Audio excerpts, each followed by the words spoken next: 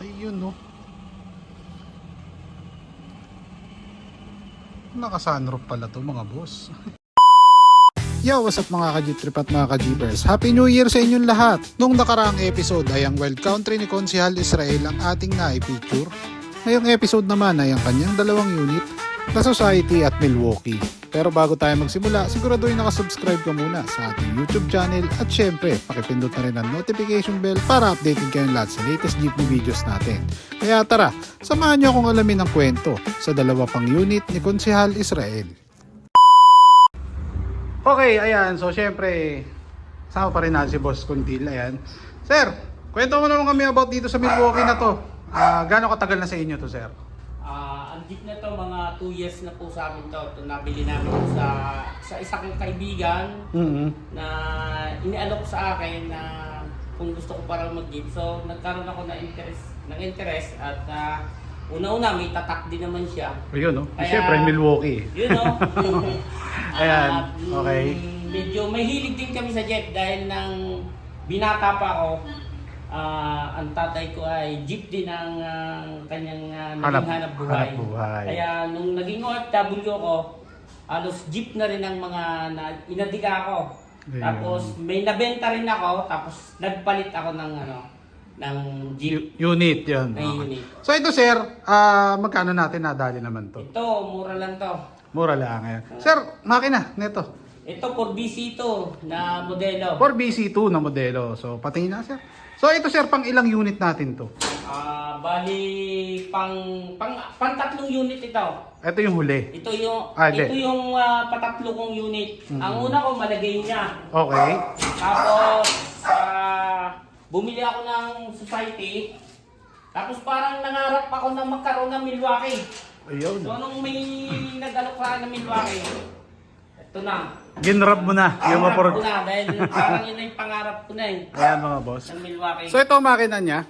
4BC2, sir, no? Or BC2 po. BC2, no? Ayan. And then, syempre, ano, sir? Ito nakalagay na to nung nabili natin. Nakalagay na yan. Talagang yan na ang ano niya. Ayan. Dala niya. Ang preno nagamit natin dito, sir? D7. D7, no? So, ito yung kanyang radiator, sir. Sir, original pa ata itong radiator natin na to, no? Yan pa rin ang dala niya. Yan pa rin, no? Wala pang napapalitan So, yan. ito gano'ng katagal na sa kanila, sir? Ito sa kaibigan ko, 2011 to sa kanya, 2011 model. Okay. Nung mapagawa niya.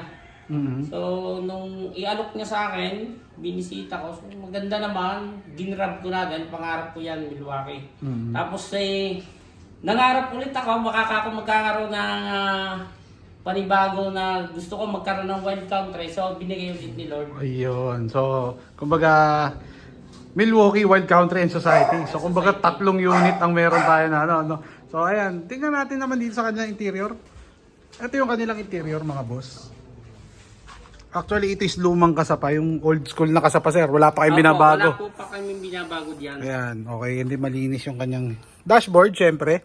Ang kwento nyo kanina, sir, ito is ginagawang service ng mga Service lang ng mga estudyante dito sa Kalatagan. Kalatagan. Ayan. So, ito is, sir, ilang seater pala to? 11-seater po. 11-seater, no? Sir, pinapansin ako, ito, gumagana ba yung sunroof natin? Gumagana sunroof niyan. Gumagana. May sunroof yan. May sunroof. Testingin nga natin, sir. Ayun, no? May taklob, oh. Ayun, no? Naka-sunroof pala to, mga boss.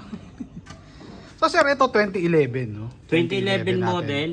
Pero Kumbaga, nakasama na siya noon nung nakuha mo. Opo. Naka-sunroof na. Naka-sunroof na yan. Pero okay pa ang loob niyan. Ayan. Gumagana ang mga ilaw. So, ayan, no? And then, syempre, meron sila nung ano, ito yung, kumbaga, signature ng mga gawang Cavite. Ano na nila to, kumbaga, yung pinaka, ano nila, trademark, kung tawagin, ayan. Headboard na may running lights. Ayan, okay. So, sir, ito is 10-seater, no?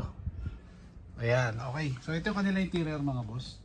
Okay. Sound, sir, wala tayong balak magpa-check May sound na ito, pero yung kasama pa rin niya. Yun dati pa rin. Yung dati pa rin, hindi ganun talagang mga kagaya ng mga nalabas ngayon na set up na. Pero binabalak pa din niya siguro sa banda-banda na In the near future, no? In the near future. Antay-antay lang, okay.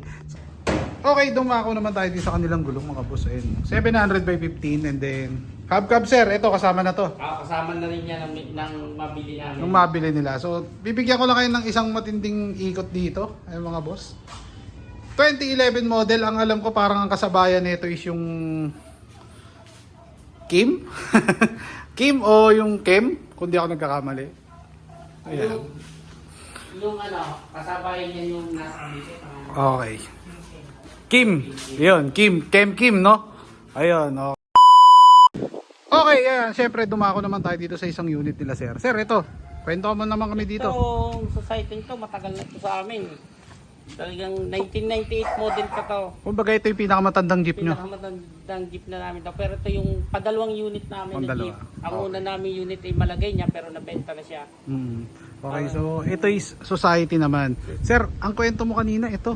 Ito Yan ang kaunahan namin jeep. May 50 years na yata yan. May 50 years na to. 50 years na yan. Jeep Kumbaga, na yan. kinain na siya ng kalawang. Ligaspi yan, Ligaspi. Legazpi Motors. Ayan. So, tignan natin. Oo nga. Halata nga 50 years na dahil yung design pa lang niya dito sa may hood, oh. Kasabayan pa to ng mga saraw, sir, no? Oo, sarap. Na luma. Sir, may balak ba kayo dito na ipagawa? Wala na, talagang gano'n na lang to. Ayan na lang. Diyan Kumbaga, service na lang yan sa alaala na bukid. lang, no? Alaala na lamang. Okay, Hindi na talaga namin bibenta. Dito tayo sa isa. Kay Society. Si Society natin, sir, ano makina nito? Orbisito din po yan na old model. Old model. Ayan. Okay. Ilang seater pala to? 9-seater na luwag po yan. 9-seater. No? Ayan. So, sir, ito, modelo na yung bumper niya. Parang, ano to? Modelo na yan. Gawang Milwaukee yan. Yung, Kumbaga nakuha natin, ganito na siya. Wala pa kayo binabago. Dati, yan yung naka-corona siya. Ay, naka-corona. Okay. Pinaremodel ko lang at nauso yung mga lumabas yung mga shortpet. So, Shortpet, tas modelo na, no? sabi ko, para maiba naman sa tingin, pinamodelo ko. Pinamodelo niya na, no? So, ayan, ito mga boss is yung kanilang isa pang unit.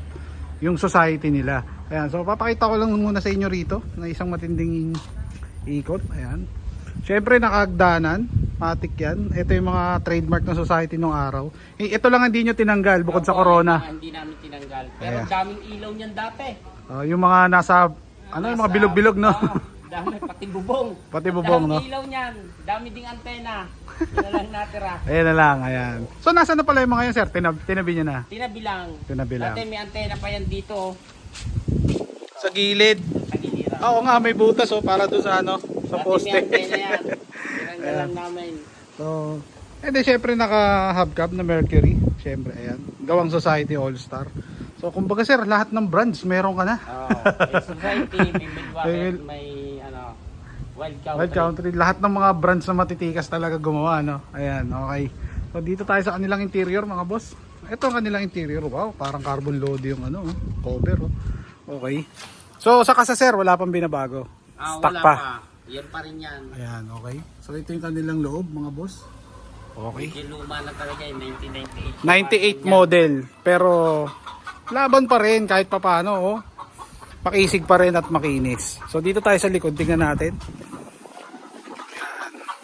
Wala pa rin damage yan. Sa corner sir, pinamodelo na rin natin. Ito lang nabago dito. Ayan lang, nilagyan lang ng ng gupit. Kasi yung dati mayroon itong yung salamin. Pero laging problema, laging siyang Babasag. Kaya pinadiretso mo na. Okay. At ayun na nga, nasilip na natin ang lahat ng unit na meron si Konsehal Israel. Maraming salamat sa lahat ng mga nanood sa akin since day 1. Kita-kits tayo next episode mga ka-Jeep Trip at mga ka-Jeepers. Abush!